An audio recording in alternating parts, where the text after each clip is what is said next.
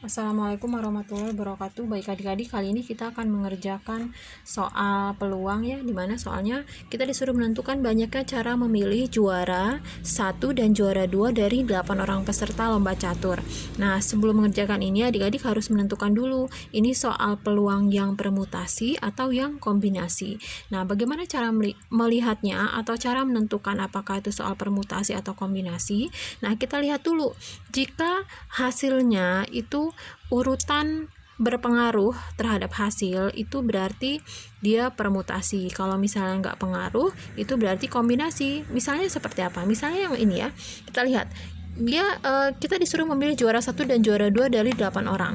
Misalnya 8 orang itu adalah A, B, C, D, E, F, G, H. 1, 2, 3, 4, 5, 6, 7, 8 ya. Ada 8 orang. Misalnya si A, B, C, D, E, F, G, H.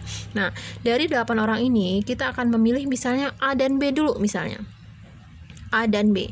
Nah, A dan B ini kita pilih sebagai juara 1 dan juara 2. Nah, bagaimana kalau kita tetap memilih A dan B, tapi urutannya dirubah? B, A, ini juara 1, juara 2.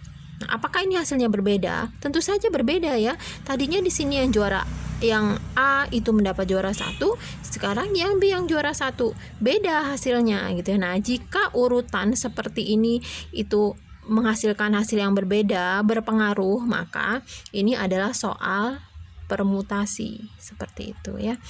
Jadi kalau adik-adik menemukan soal seperti ini, biasanya urutan juara seperti itu biasanya soal-soal permutasi ya. Jadi kita akan mengerjakan soal ini dengan rumus permutasi. Adik-adik masih ingat apa itu rumus permutasi? Rumusnya bagaimana? Rumusnya adalah N permutasi R. Nah, ini lambangnya ya, lambangnya N permutasi R. Nah, rumusnya adalah N faktorial per N min R faktorial. Nah, di mana N itu berapa? N itu adalah jumlah ini ya. Jadi N di sini itu adalah 8. Kemudian R-nya itu adalah yang mau dipilih ada berapa orang? 1 dan 2. Berarti R-nya sama dengan 2. Seperti itu. Kita masukkan ya. N-nya 8, berarti 8 faktorial per N-nya 8, R-nya 2 dikurang 2 faktorial. Nah, 8 faktorial itu adalah perkalian terus ya, N-1 gitu. Jadi 8 faktorial per 8 dikurang 2 berapa? 6 ya, 6 faktorial. Kemudian sama dengan, kita langsung aja ya, 8 dikali 7 dikali 6, stop ya, faktorial. Kenapa? Karena di bawahnya 6 faktorial, biar bisa kita coret 6 faktorial. Seperti itu ya. Jadi ini nanti sama dengan 6-nya bisa dicoret ya. Kemudian tinggal 8 kali 7. Seperti itu.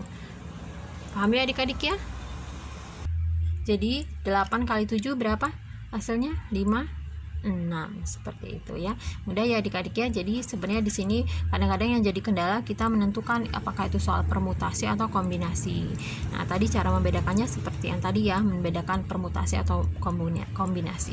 Baik, terima kasih sudah menonton videonya. Semoga ini menjadi video yang bermanfaat untuk adik-adik. Wassalamualaikum warahmatullahi wabarakatuh.